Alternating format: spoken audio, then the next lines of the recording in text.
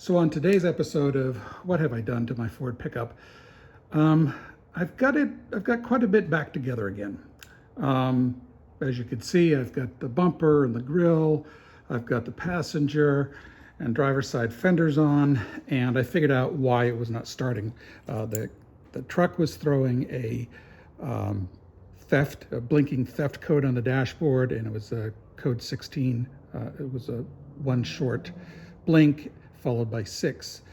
And that means that there's a PCM issue. Well, I chased that rabbit down the hole. I thought it might have been the fuel pump relay. I chased that rabbit down the hole, and come to find out, it was just that ground right there onto the frame, well, onto the body. So it was the easiest thing. It was so stupid. I don't know why I didn't think of that, why I made a mountain out of a molehill, but I did. It was just a simple ground. And start it up for you. Starts up just fine.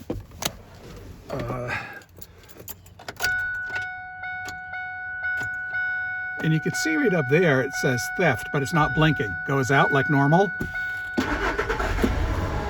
And she starts right up and runs. No problems. Little gas, no problem. So, my 2001 Ford F-150 has a new, brand new, at least for me, radiator core support in there. So I need to go and keep the bumper's kind of semi-detached. I got to get that back on.